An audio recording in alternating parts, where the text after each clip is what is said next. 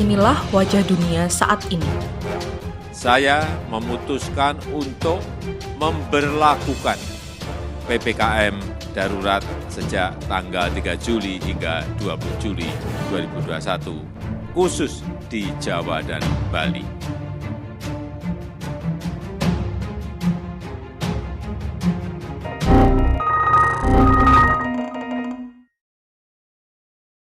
Bertepatan dengan itu, pada tahun 2019, Jepang mengumumkan tentang era Society 5.0.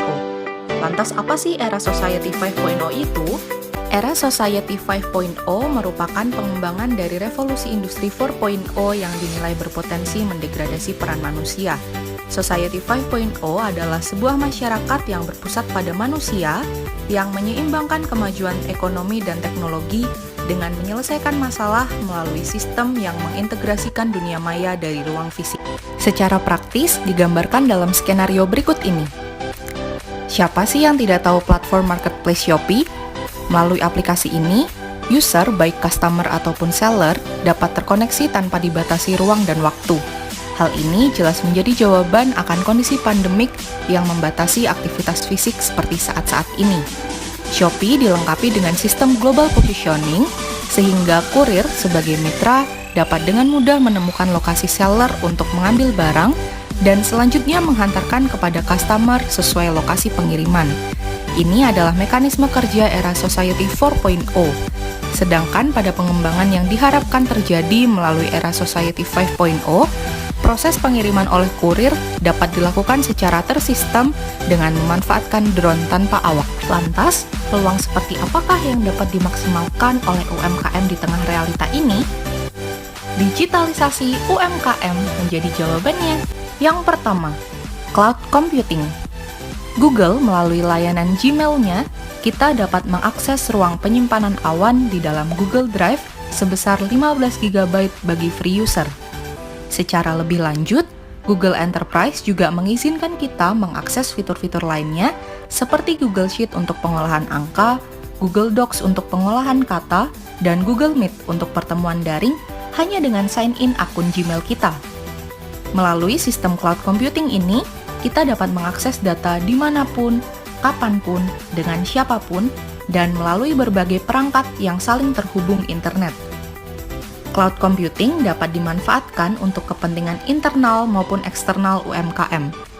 Salah satu contoh cloud computing untuk kepentingan eksternal yang marak digunakan oleh online shop belakangan ini adalah sebagai katalog produk. Di-upload berbagai jenis produk, foto produk, dan detail keterangan tentang produk ke dalam file Google Drive. Selanjutnya, menyalin link file tersebut untuk dicantumkan ke dalam profil media sosial toko. Sedangkan, untuk kepentingan internal, dapat dimanfaatkan dalam urusan manajemen, karena seluruh data merupakan data real-time, sehingga meningkatkan pengelolaan toko secara efisien dan meminimalisir risiko kerugian. Yang terpenting, semuanya ini gratis loh. Yang kedua, ada media sosial. Berdasarkan data yang dirilis oleh layanan manajemen konten Hotsuite dan agensi pemasaran media sosial We Are Social, dalam laporan bertajuk Digital 2021, pengguna internet di Indonesia pada awal 2021 mencapai 202,6 juta jiwa. Jika dibandingkan dengan seluruh populasi penduduk Indonesia, maka sebesar 73,7% warga negara Indonesia merupakan netizen. Aktivitas berinternet yang paling digemari oleh netizen di Indonesia ialah bermedia sosial. 170 juta jiwa orang Indonesia merupakan pengguna aktif media sosial. Rata-rata menghabiskan waktu 3 jam di platform jejaring sosial. Dapat dibayangkan seberapa besar peluang produk UMKM kita dilihat dan dikenal ketika kita merambah dunia sosial media, bukan? Ada sedikit tips dan trik nih untuk memaksimalkan penggunaan sosial media. Yang pertama, pilih platform sosial media yang sesuai dengan target pasar. UMKM tidak perlu menggunakan seluruh sosial media yang ada.